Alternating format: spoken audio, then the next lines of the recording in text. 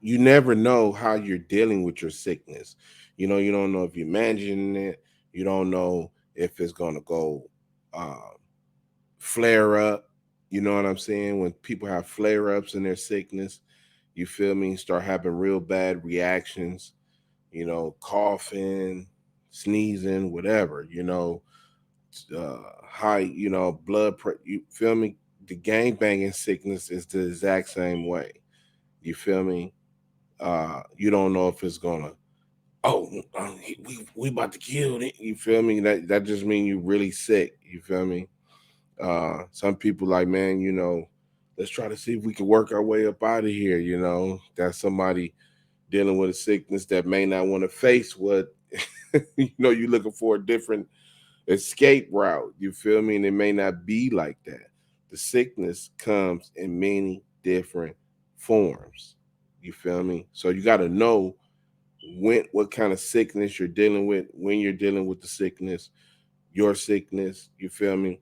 This is Dr. Crip. Welcome to the show. I'm answering questions, but I just seen I seen somebody that sent me a question. They said something about the riots. You feel me? Like they thought the Crips and the Bloods all got together after the riots. That's a fairy tale. It probably lasted about a month or something like that. You know what I'm saying? After '92, but um, shortly it started. I think a skating ring incident at World on Wheels kind of like killed that vibe. Once that happened, it was kind of like over with. You know what I'm saying? It was back to business. But then you got a lot of the new. You feel me? That's what the riot did. It brought out a new era of gang members that were either too scared to gang bang before, wanted to gang bang now because it was a good opportunity, uh, or just wanted to gang bang because I ain't got nothing else better to do. My family ain't didn't come up in the riots or nothing. You feel me?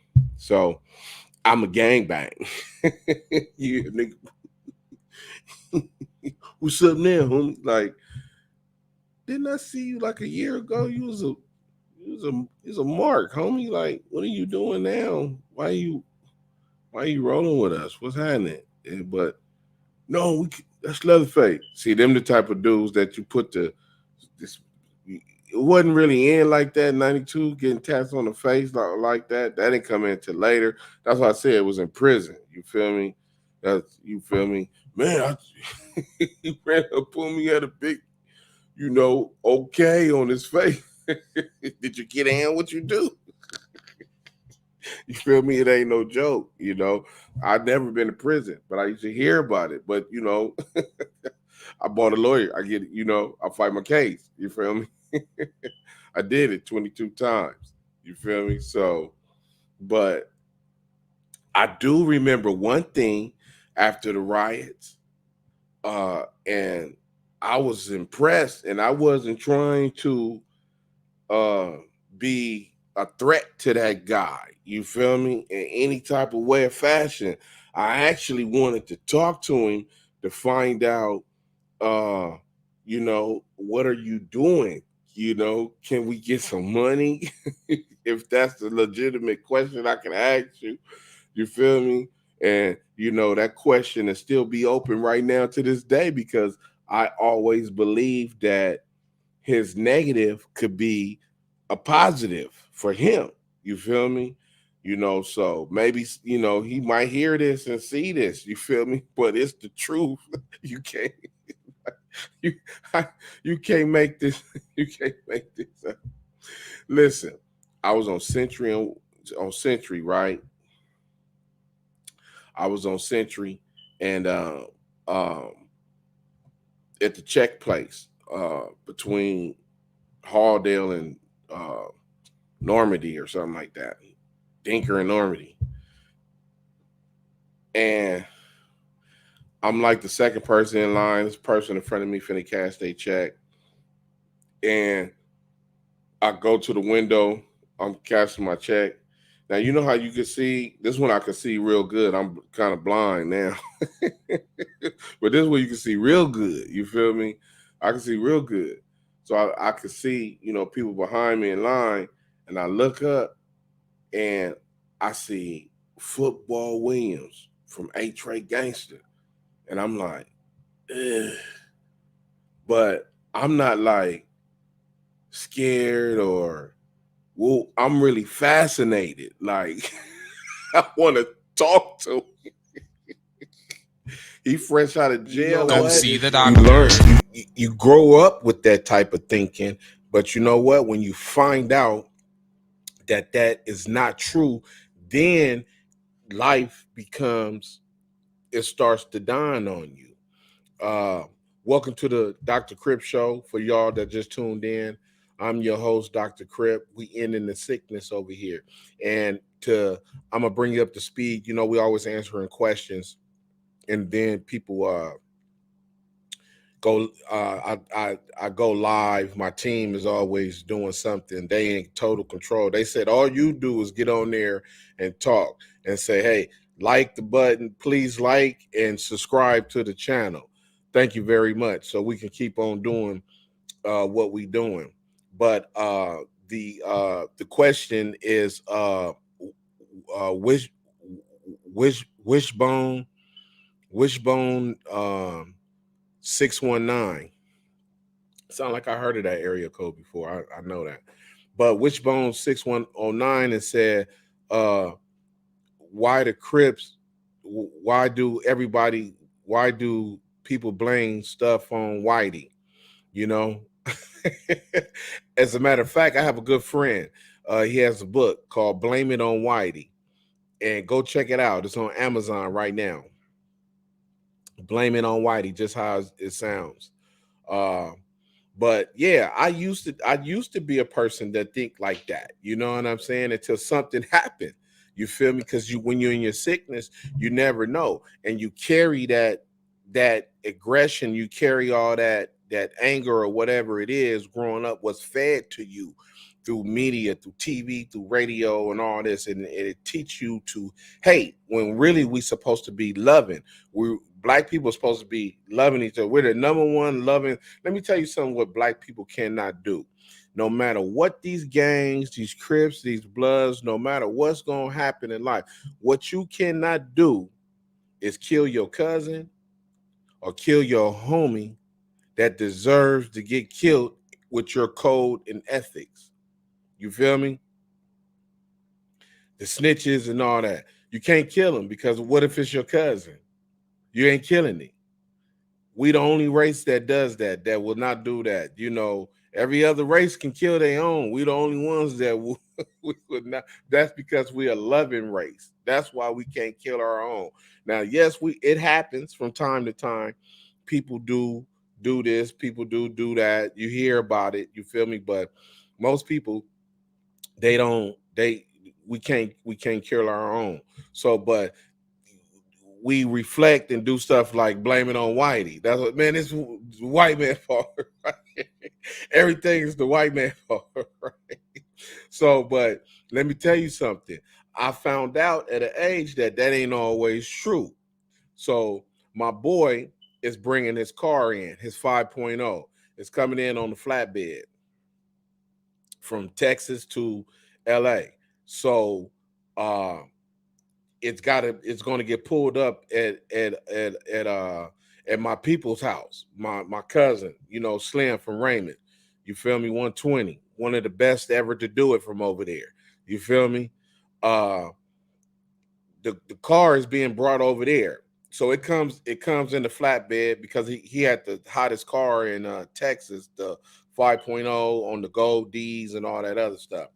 So when it comes off the car carrier, my boys say, "Listen, man, ride with me." It's a few of us out there, you know what I'm saying, that all grew together up high school, whatever. We just a little bit out of high school, maybe about 2-3 years out of high school. So um, it's about 5 or 6 of us over in front of Slam House. So we leave. So me and him leave. He said, "Man, listen, I got to get the brakes done." So we leave, we go get the brakes done. Now we go to Hawthorne. Now back then, Hawthorne, where the limousine dude is at, Jackson Limousine or something like that. It used to be a limousine thing over there, but back in the day, it used to be a Ford dealership off that corner right there on Hawthorne Boulevard by Rosecrans or something like that. So we go over there. You feel me? Now, for the first time, I'm really thinking about, because I didn't came from out of town, Texas. I got a little Go hot see the because you never doctor. know where you at and what you're gonna be doing. You feel me?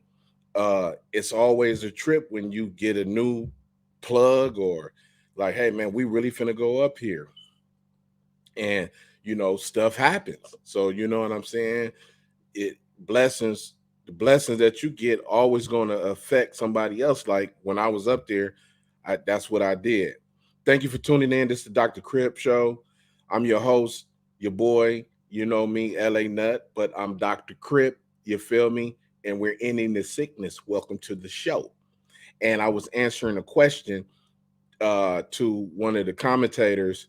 Uh, uh, uh 20 20 20 30 24-inch rims. um he had asked, man, you got Kobe stories, you feel me? That's amazing, and this and that. And it probably would be amazing to a couple of people, but yeah, I was really dealing with Kobe Bryant. I'm the first Crip to work with Kobe, you feel me? And uh it was really working with his brother-in-law. You feel me? We was trying to get the label Heads High Entertainment together. You feel me? And so I used to be in the office all the time with his brother. So one day we in there listening to some beats. Kobe had just made some beats. Jay-Z was on a beat. Uh, who else? Q-Tip. You feel me? We was listening to all these beats.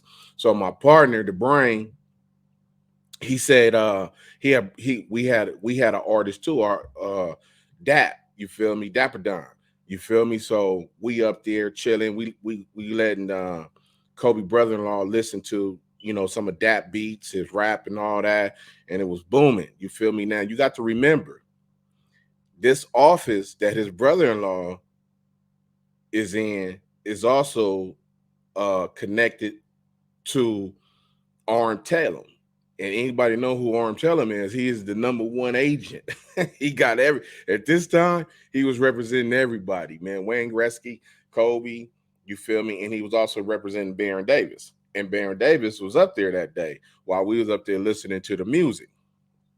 So while we in there listening to the music, Baron Davis come in there, he hear the beat and he hear the rapping and he like, oh, you feel me? Now you forget, Baron Davis is from the hood. Yeah. Swan. You feel me? He from the hood. You know what I'm saying? That's his background, So during this time, I'm in cahoots with the Swans. They got the basketball league over there, the summer league. They let the Crips come over there to their hood and play in the gym. Reverend Hardwick, shout out to him because he always staying down. Now that's one pastor preacher that's down for the hood. Ain't too many like Pastor Hardwick. You feel me? he gonna let us do he gonna let you do what you need to do, man, and get the job done. And he coming outside, he doing all that. A lot of these churches don't do that, but that's another story. We're gonna get into that. But so we got the league going and all that. So this day I'm just happy we in Kobe Bryant office, you feel me, with his brother-in-law, you feel me, Brentwood, baby. So we up here chilling, you feel me? Baron Davis hear the beats coming out the room. He hear Dapper Don in there flowing, you feel me? And he walk in the room like, ooh. So he walk in there like, hey, Jay, what's up, man? Woo, woo. So me and the brain is standing there. We like, I know we both like, oh, this Baron Davis. Boom. So he walk in. He like, what's up? What's up? Like, what's happening? Boom. So after we listen to the music, I flip on B. Man, what's happening, homie? When you gonna bring the uniforms to the homie fast? You feel me? And he like, huh? I said, homie, you supposed to bring the uniforms and everything, man. I'm from West Side Rolling 90s, homie. I work with Fats, homie. I work with the Swans, S Gang, homie. You feel me? And we need the uniforms, homie, for the basketball league. You feel me? And he's sitting there like, this weird looking dude is in color.